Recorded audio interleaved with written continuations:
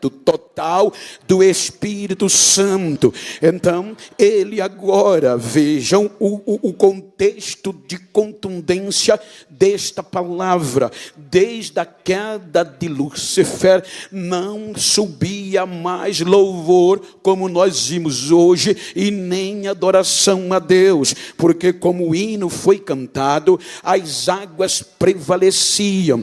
Então agora, a terra tem de novo um ser que vai louvar e adorar o Criador.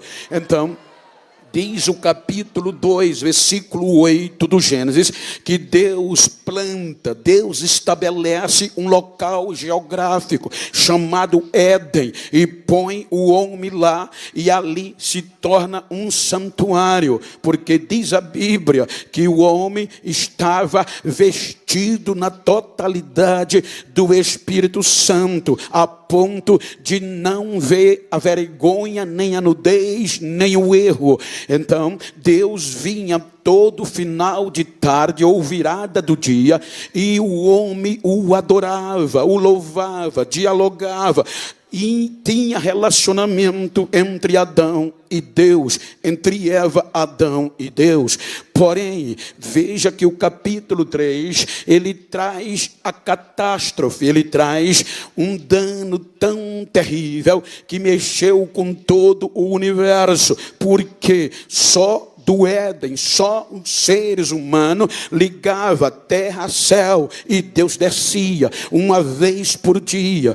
Porém, o pecado vem pela desobediência e o homem cede à tentação. O ser humano peca, o pecado entra, e quando o pecado entra, tira as vestes, tira a totalidade da presença do Espírito Santo do homem. Então, quando Deus vem no final da tarde, o local de adorar não tinha ninguém. O ser humano, desprotegido da presença de Deus, ele se esconde por trás das árvores. E como Deus, o seu princípio legal, ele é divino, ou seja, ele dá a oportunidade de o homem se defender. Então ele diz: aonde tu estás? O homem diz: estou escondido. Por que você está escondido? Porque eu estou com medo, ou estava com medo, porque eu estou nu. Então Deus diz: quem te mostrou que estavas nu? Vejam que este nu, o homem não tinha veste como nós, ele vivia, mas o vestimento do Espírito Santo era sobre ele na totalidade. Então, quando ele perde, se torna nu, aí vem a transferências de responsabilidades. Em suma, que eu não quero deixar crédito. Então, em suma, o pecado vem, deixa o homem nu, e agora diz a Bíblia que o homem é destituído da presença de Deus. A Bíblia mostra que o homem é lançado fora do santuário, sem ter direito de voltar, porque Deus coloca formas protetivas. Então é aqui que Paulo aos Romanos, aos próprios Romanos, capítulo 5, versículo 12, ele diz que por um homem entrou o pecado. Veja que o pecado entra por meio de um homem. Então, observe que do capítulo 1, o capítulo 3 do Gênesis, ao capítulo 6, vai atingir uma geração, segundo a numerologia dos anos de vida de cada patriarca, ao gerar o seu filho, dá cerca de 1556 anos, desde a queda, da formação de Adão até o dilúvio. Então mais de um milênio e meio de anos se passaram.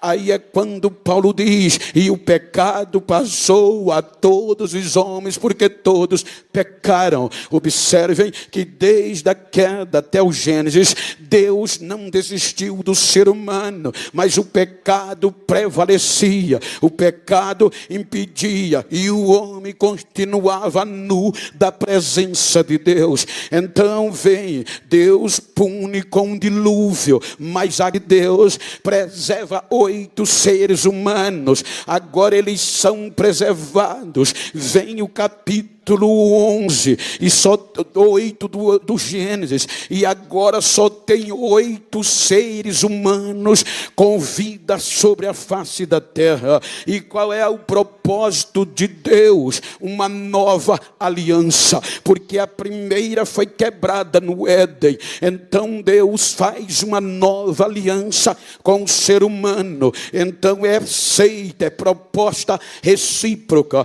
Porém, o capítulo 11 do Gênesis diz que o pecado prevalece e a geração de Noé perde a oportunidade de serem impactadas pelo Espírito Santo. Então o pecado vem e vence. Então é quando vem o capítulo 12 do Gênesis. Quando o capítulo 12 vem, observem que Deus vai levantar em forma coletiva um projeto espiritual para que houvesse louvor à terra, da terra aos céus, e houvesse adoração de novo. Então o pecado impedia, e Paulo diz que o pecado reinou, ou seja, Romanos 5,14, que a morte reina desde Adão até a lei ou Moisés. Que ele quer dizer é isso aqui, porque Deus sempre investiu, mas o pecado não deixava, e pelo pecado vem a morte.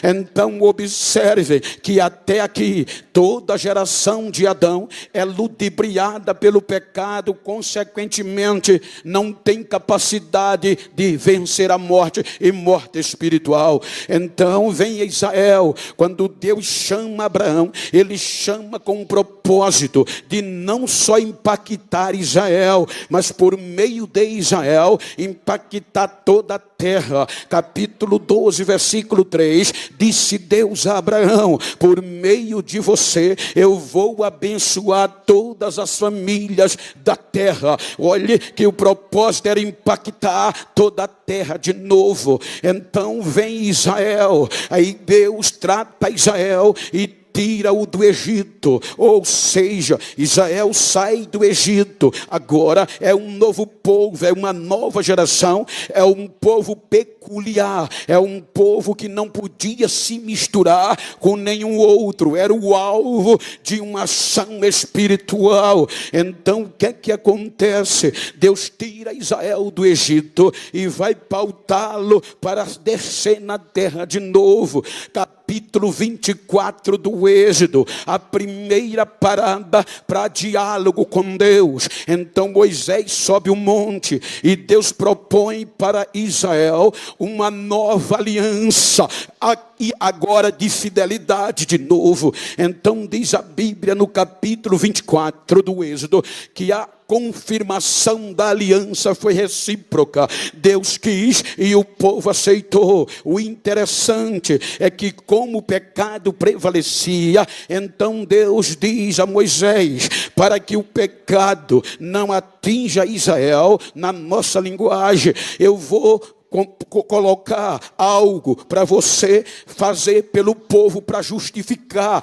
porque eles não se justificam diante de mim. Sangue de animais, de novilho, puro, limpo, sem defeito, o justificará, e eu desço de novo. Observe 24, versículo 5, salvo engano do Êxodo, Moisés fez a proposta, e o interessante, como não tinha sacerdote levantado ainda, diz o texto que Moisés, na nova geração, escolheu alguns jovens de Israel e pediu para eles oferecerem sacrifício pacífico de sangue de novilho, e a nova geração ofereceu esse sacrifício. Então Moisés pega o sangue e joga sobre o povo. Quando isto vai acontecer? Capítulo 25 do Êxodo, a aliança é confirmada por ambas as partes. Aí Deus vem e agora vai ensinar a Moisés como de novo preparar um lugar, porque o Éden foi destruído. Vai para dará um lugar geográfico para ele descer e ter louvor, ter adoração, ter sacrifício e de forma coletiva ser adorado só por Israel. Veja que ele começa a construção da obra no capítulo 25 do Êxodo e só vai terminar no capítulo 40. Aí o capítulo 40 diz, versículo 33, que Moisés levantou o tabernáculo, acabou a obra. Versículo 34, aí a nova geração sacrifica, agora tem sacerdote, sacrifica, agora tem sangue de novilho justificando, e a nuvem, a glória de Deus desce no meio do arraial, e aquela geração é impactada pela presença de Deus. Observe, a glória desce de novo, uma vez por ano. Em Adão era uma vez por dia, agora por conta do pecado é uma vez por ano. Todo Israel se reunia para impactados ser pela presença de Deus. Era o dia da remissão, era dia da expiação, era dia de renovar o relacionamento, pois a glória enchia a casa e o povo ficava satisfeito. Vem o templo e com o templo segue a mesma liturgia. Então Deus aprova a construção do templo e Deus ratifica o endereço fixo na terra. Ele diz que toda oração que fosse feita do templo em Jerusalém, ele ia ouvir, porque os ouvidos dele estavam atentos e os seus olhos, e ele disse: aqui eu morarei. Por isso que todos os judeus a partir daqui só orava voltado para Jerusalém, porque em todo o planeta Terra era o único lugar impactado pela presença e a glória de Deus. Oração só dali. Então vem o pecado e a lei, diz Paulo, adoeceu. A lei que pautava Israel enfermou, enfraqueceu. O sangue de novilho não deu totalidade da ação em Israel, porque não pôde vencer o pecado. O pecado vem e detona Israel, e agora o único lugar de novo na terra de adoração, da presença de Deus descer, o pecado destrói pela mão dos caldeus. O templo de Jerusalém transforma-se em pó. Aí o povo volta para a escravidão, porque você pode ter dinheiro, você pode ter mídia, você pode ter fama, você pode ser o que tiver, mas sem a presença de Deus é escravo e não está livre para ser impactado. O povo com tanto glamour volta para o cativeiro e vão sofrer. Olha a bondade de Deus. Ele vai buscar Israel, só o caco, só os pedaços, só o bagaço, e traz de volta para Jerusalém, e usa Ageu para dizer: recomece, que a glória da segunda casa vai ser maior que a primeira. Em outras palavras, eu não desisto. A nova geração do recomeço não valorizou, e o pecado prevalece. Quando o pecado prevalece, aí Deus diz: não vou mais me revelar, eu não vou mais descer, eu não vou mais dar visão, eu não vou mais mandar profeta. Mas o lindo é que esse Deus termina o Velho Testamento dizendo que não vai desistir. Ele diz que vai enviar alguém, e nas suas asas vai trazer salvação.